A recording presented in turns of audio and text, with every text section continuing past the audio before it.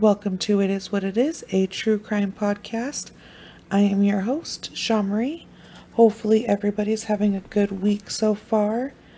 This week I'm going to tell you guys about a case from Idaho. It's from 2.5 hours away from where I live in Idaho Falls in Challis, Idaho. The resources for this episode are the idahocoldcase.com and Idaho Cold Case, their Facebook page. I highly recommend following their Facebook page. Very informative, especially about, obviously, cold cases, any missing, any true crime, really. They cover it pretty fast. I like all of their stuff so far. I've never been given wrong information at all, so I recommend going there. And also the ID channel, it's called Disappeared Season 9, and I do believe it's episode 4, if I'm not mistaken. Into the Mist is what it's called. And it's about Stephanie Crane, and she is also the 9 of diamonds in the Idaho Cold Case card deck that the Idaho inmates get from Boise and all that. So I'm going to tell you guys about her. And what I did is I copy and pasted the Idaho Cold Cases information that they put up, and then I watched the show. So those are my two means of information. So it was the evening of October 11th in 1993 when I was 3 years old. She was last seen in Challis, Idaho. She had gone bowling. She was a part of the school's bowling league, which to me that seems pretty freaking awesome. My school did not have a bowling league. And the bowling league usually ended around 4:45 p.m. Stephanie was reported missing by her mother, Sandy, around 8:15 p.m.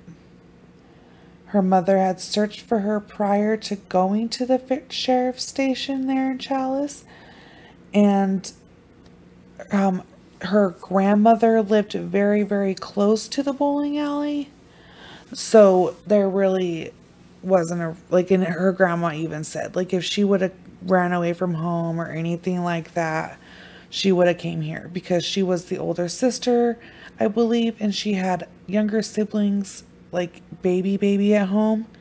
And so they were like, well, maybe she just tried to get away from the craziness of all the babies and not getting all the attention at home. And the grandma's like, okay, that's fine and dandy, good theory, but if she was gonna go anywhere, she would have came to her grandma's house, and obviously she's not here. So good theory, but no. So they knew automatically that this is not okay and that something was very, very wrong. She was wearing a maroon sweatshirt, and on the front of that sweatshirt had a white stripe on the top and the words "Give Me" across the front, and maroon and white tennis shoes. She was 9 years old. She had dark brown shoulder length hair. She was 4 feet 2 inches tall. She had blue eyes, and she weighed around 75 to 80 pounds, give or take. And they did get a tip from a local schoolmate, a friend of hers, that her and her mom did see Stephanie walking back towards the school, and they asked her if she needed a ride, and she said no, that she had forgotten her book bag and that she was just going back to get it and then going home, and that would have taken a total of 10 to 15 minutes, and 15 minutes is giving her 5 extra minutes from what they say. So it shouldn't have taken very long at all. Sorry. So when she was at the bowling alley, though, a local, not a non-local person that none of the kids remember knowing who the person was there, like scoping out. Well, not scoping out. I say scoping out, but they say that he was just there and paying very close, odd attention. So it was just odd of that guy at the bowling alley. So the bowling alley and everything, they searched the bowling alley. They searched the creek behind that bowling alley and her home and around her home. Search and rescue was dispatched within an hour. They had about 60 people searching the area, trying to look for her at the elementary school, the high school, just around the whole, where children would gather, I guess. I don't know why I said that so weird. Where children would gather. So they had to call it off for the night.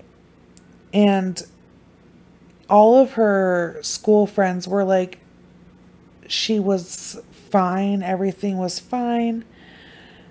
There was nothing, like, she didn't say she was angry. She didn't say that she was having problems or anything like that. So when she left the bowling alley was the last time any of them had seen her. Nobody was hiding her.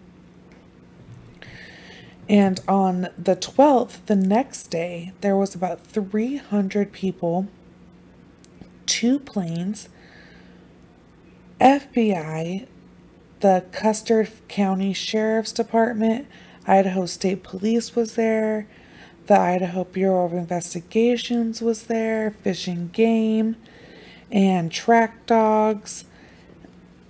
Everything failed to lead to Stephanie's whereabouts at all. There was boat crews that searched the Salmon River right there, and they didn't find anything, which is really weird.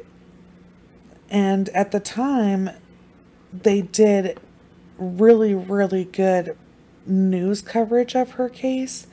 But back in 93, as everybody knows, there was no Amber Alerts, there's no Facebook, there's no MySpace or anything, really, at all, except for your local news programming. Her case was featured on America's Most Wanted, and CNN picked it up, for which Idaho is pretty freaking big. And they mailed out flyers all over the country. A bunch of her friends and family members mailed out hundreds and hundreds and hundreds of flyers. And nationwide, people were hanging it up. And nothing was happening. It was insane. It was like, literally, it was like she vanished and no one knew. And even the dogs were like, bro, she vanished. Like, they tracked her, and then they came to the I think it was by the bowling alley, and then it was like she was gone. So there was nothing. Super, super odd. So in 93, the case, like I said, it was featured on America's Most Wanted. In November, they said that they passed out more flyers, and it just didn't seem like it was gonna be answered, and like no one knew what was going on. The mom was just distraught. She also had these babies, and so she's trying to take care of these babies, but then we got the daughter missing. And in November of 93, she was featured on a TV show called The Front Page, Never heard of it, never watched it. And it was a short-lived news magazine show that ran on the Fox network in 1983. In 1994 and again in 1995, the Children's Connection Inc. out of Louisville, Kentucky, researched and tried to assist with her case. And the Child Connection Inc. was founded in 1993. It is a nonprofit organization that actively searches for missing and exploited children throughout the United States and Canada.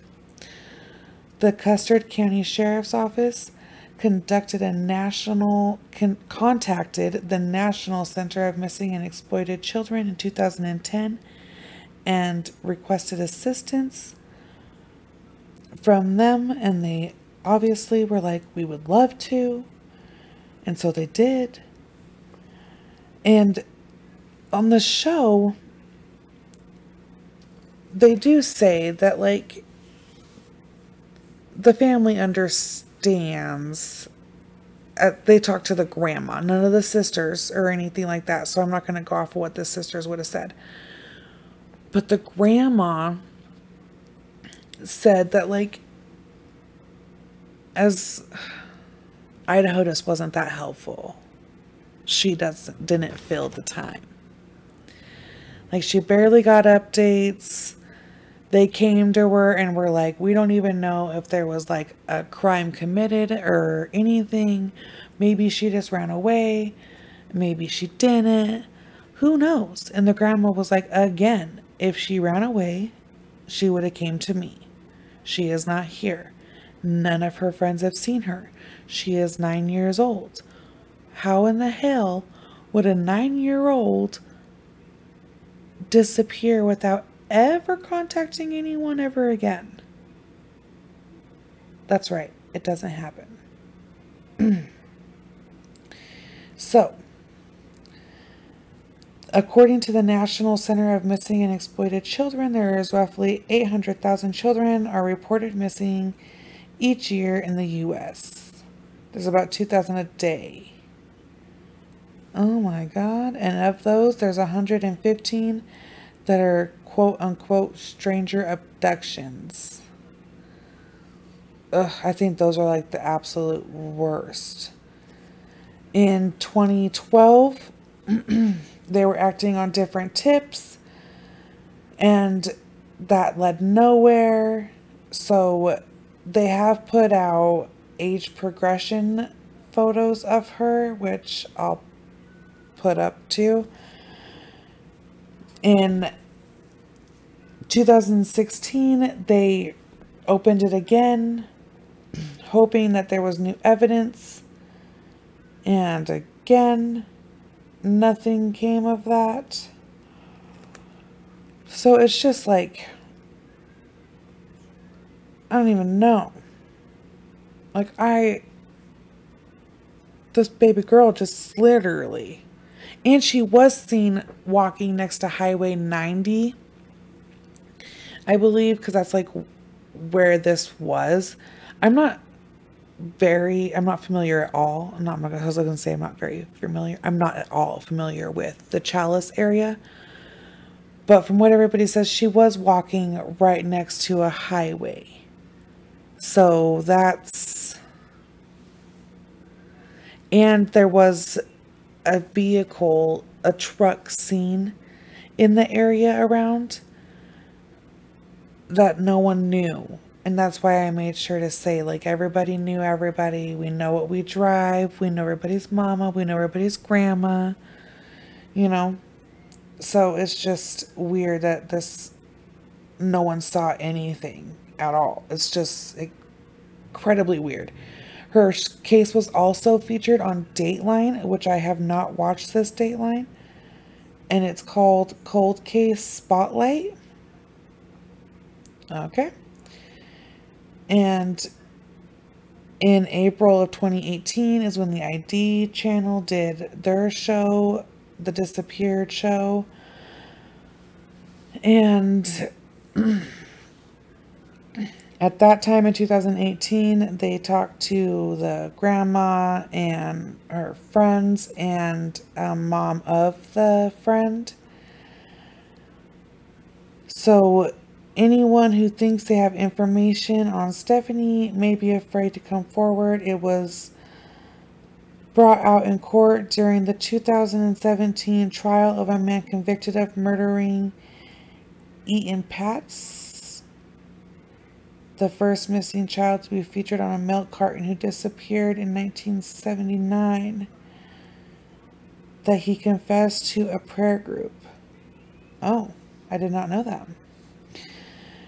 He also made a confession to his brother-in-law that he had heard a child reported as death, but there was no conviction ever made, without any body, no murder weapon, no crime scene, no nothing, which is odd. Like I said, it's just odd. Like, nothing at all. Literally nothing at all this whole time. And there's a bunch of farmland in Idaho. So just like even a maroon shirt out in the field off a highway, a farmer would have to see it when he goes out to his land. I can't even wrap my head around it. For 27 years, there's never been anything of this sweet fucking angel ever found. Blows my mind.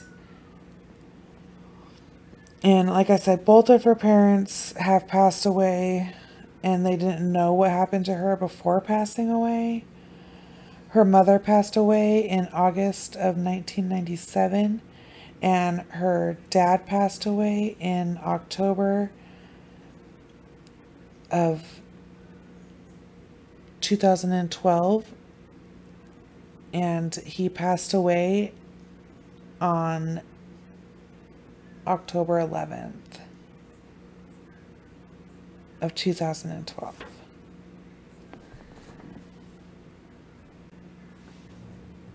Just so everybody knows, that's 19 years to the day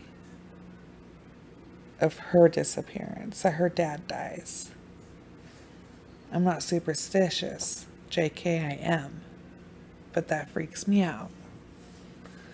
Just a little bit. And so the people who still search for this poor, sweet, gorgeous little girl are her sisters, her cousins, her aunts and uncles, and they would just like answers, and to be able to put this poor sweet angel to rest the way she deserves. And I can't even imagine growing up with that, especially from such a small, like, I thought Idaho Falls was small. Chalice is way smaller than here, and I can't imagine growing up with that fear. I mean, I was 3 at the time, and I don't recall hearing about this growing up. And so that's also very weird to me that I don't recall this. And I don't know, it just breaks my heart. I saw her picture the other day when I was on Facebook, obviously on the 11th. Today's the 13th, going into the 14th. And she was so pretty, and she just had this face of pure joy. And so it just broke my heart that this family literally for 27 years has never gotten any answers on what happened to her. It just, it's so heartbreaking. And on top of everything else, there's a reward too. There's a $50,000 reward for any information that leads to the arrest and conviction for the person that's responsible for her disappearance. So the fact that that alone hasn't made anybody come forward to help this be solved is insane.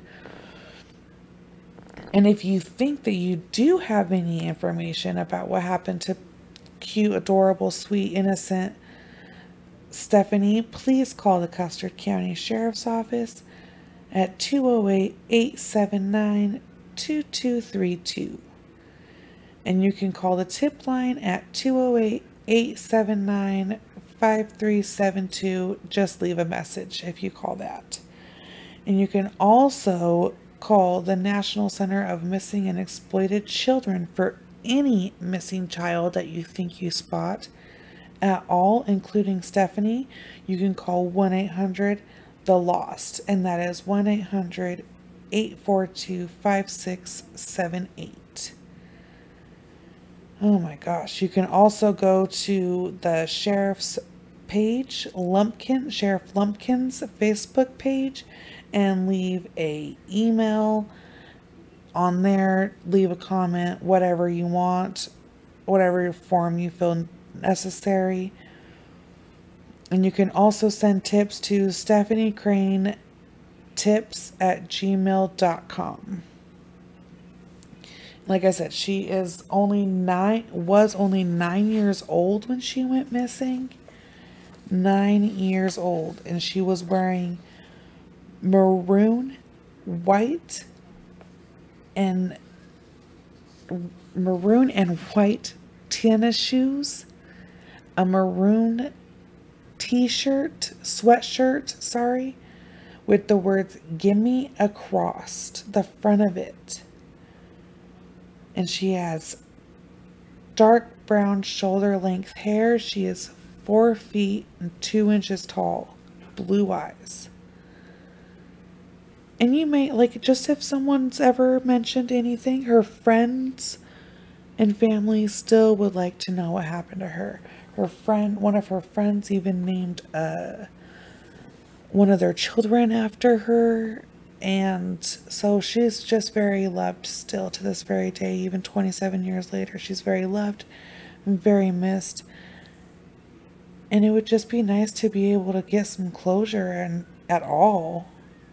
And no, even though obviously we know that there's probably, I can't even say that really, because people have been abducted and come back years and years later. So I don't know. Answers really is all you'll ever need to know what happens. So if anyone out there knows anything at all, something you think maybe, if you remember hearing something even growing up from around these parts and being like, oh, I remember my grandparents saying this is what they said happened to her, call in, remind them. Maybe it's an old school rumor that they didn't hear about or that's died down. You never know. So hopefully, oh man, 9 years old, to have all your, I don't know, to grow up your whole life having that missing sibling just breaks my heart. Absolutely breaks my heart. And so I will post her picture, and yeah, I just wanted to share that with you guys because, like I said, it's important. It's and it was Highway 93. I don't remember if I was right or not, but just to make sure, I don't want to make sure it's the right highway. Highway 93 is one of the last spots she was seen walking by. And according to her friend, again, she was just going to get her book bag and go home. So in between that, and it's only 10 minutes away from her home, 10 to 15 minutes away from her home. And she did not make it home. Has not been seen since 1993. So please share her story, share her picture, and pray that the Crane family gets some sort of peace one day. And then I'm going to do another episode this week because it is my wedding anniversary on Friday. Been married for about 5 years. So I'm going to tell you guys about an anniversary murder. So, yeah.